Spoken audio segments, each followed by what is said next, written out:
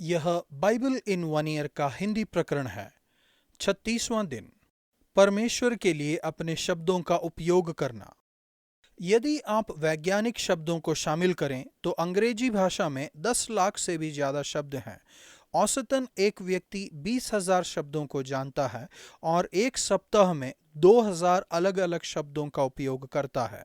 स्त्री और पुरुष एक दिन में औसतन 16,000 शब्द बोलते हैं। आपके शब्द मायने रखते हैं। सबसे ज्यादा महत्वपूर्ण यह नहीं है कि आप कितने शब्द बोलते हैं, बल्कि आप किस तरह से शब्दों को चुनते हैं और आप किस उद्देश्य से इन शब्दों का उपयोग करते हैं। आज के लेखांशों में हम देखते हैं कि आपके शब्दों का उपयोग कैसे किया जा सकता है।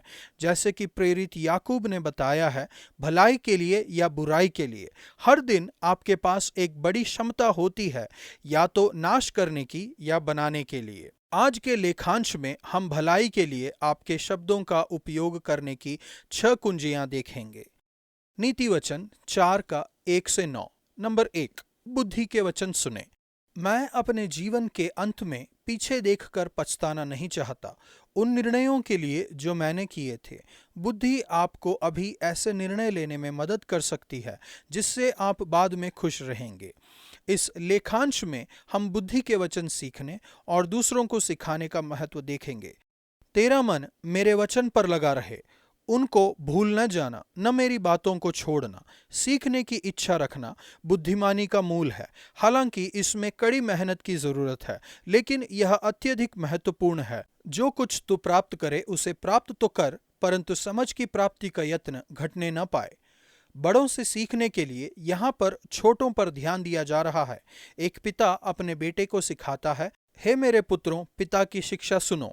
बच्चों को प्रोत्साहित किया जाता है कि वे अपने माता पिता से ज्यादा सीखें, और माता पिता की यह जिम्मेदारी है कि वे अपने बच्चों को ज्यादा से ज्यादा ज्ञान बांटें। हमें जीवन भर सीखने को महत्व देना जरूरी है। तू उसकी बड़ाई कर, वह तुझको बढ़ाएगी। जैसा कि मेरे दादा कहा करते थे, जिस दिन मैं सीखना बंद कर दूं, मैं मरना चाहूंगा। बुद्धि के वचन सिर्फ सुनना ही पर्याप्त नहीं है, उनके अनुसार जीना भी जरूरी है। परमेश्वर के वचन को व्यवहार में लाएं और आप बुद्धि प्राप्त करेंगे। यदि आप यह बुद्धि और समझ प्राप्त करें, तब वह तेरी महिमा करेगी। वह तेरे सिर पर शोभायमान भूषण बांधेगी और तुझे सुंदर मुकुट देगी।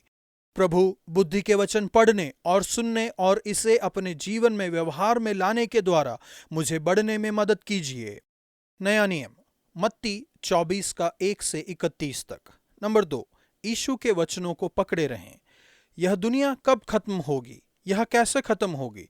यहाँ यीशु के वचन शिष्यों के भविष्य के लिए हैं। वह यरूशलेम के पतन के बारे में सवालों का जवाब दे रहे थे जो कि ईसा पश्चात 70 में हुआ था, और अंत समय के बारे में यह प्रश्न मत्ती 24 के 2 में है। यह लेखांश पेचीदा लग सकता है क्योंकि इन दो विषयों को अलग करना मुश्किल है। यीशु का उद्देश्य भविष्य के बारे में सटीक समय बताना नहीं था, बल्कि इस बारे में उनकी मदद करना था कि भविष्य में क्या होगा, इसे लेकर चिंतित या विचलित न हों। यीशु इस भाग के अंत में कहते हैं, जो आज शुरू होता है और कल खत्म होता है, कि आकाश और पृथ्वी टल जाएंगे परंतु मेरी बातें कभी न टलेंगी। अंत के समय के बारे में बहुत सी अनिश्चितता है, फिर भी कुछ बातें स्पष्ट है। बहुत से दावे किए जाएंगे, बहुत सी उथल पुथल, सताव, विभाजन और गिरना होगा, और बहुतों का प्रेम ठंडा हो जाएगा। जब ऐसा होगा तब सब लोगों को दिखाई देगा। यीशु पहली बार कमजोर बनकर आए, लेकिन जब वह दूसरी बार आएंगे तो एक महान सामर्थ के साथ वापस आएंगे।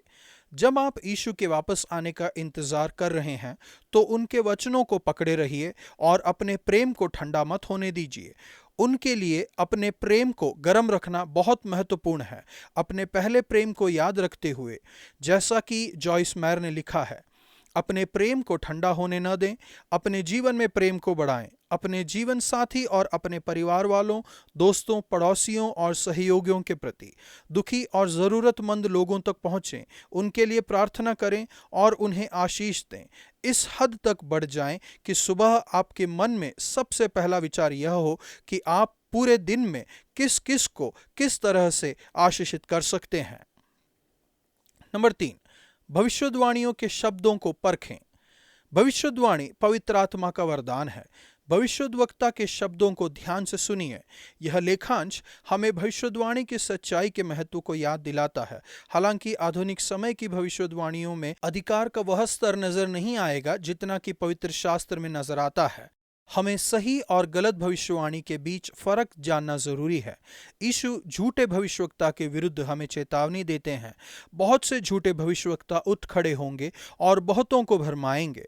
वह हमें सचेत करते हैं कि झूठे नबी हमें यह कहकर भरमाने की कोशिश करेंगे कि मैं मसीह हूं। लोग कहेंगे, देखो मसीह यहाँ है या यह मसीह है। तब उन पर यकीन न करने की चेतावनी यीशु हमें देते हैं।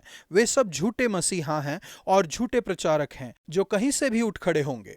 दूसरी तरफ यीशु सही भविष्यवक्ताओं की पुष्टि करते हैं। वह कहते हैं कि भविष्यवक्ता दानिएल द्वारा बोले गए वचन पूरे होंगे। वह भविष्यवक्ता यशायाह की पुस्तक के उद्धरण देते हैं। उन दिनों के क्लेश के बाद तुरंत सूर्य अंधियारा हो जाएगा और चांद का प्रकाश जाता रहेगा और तारे आकाश से गिर पड़ेंगे और आकाश की शक्तियां हिलाई जाएंगी। वास्तव में उनके वापस आने का वर्णन वह दानिएल द्वारा मसीह संबंधी कही गई भविष्यवाणी का निर्विवाद दावा करते हैं। नंबर 4, जीवन बदल देने वाले वचन बोलें। जब मैं 18 साल का था तब यीशु के वचन ने पूरी तरह से मेरा जीवन बदल दिया। तब से मैंने लोगों को और जीवन बदल देने वाले उनके संदेश की सामर्थ्य को आनंद से देखा और अक्सर अचंभित हुआ हूँ।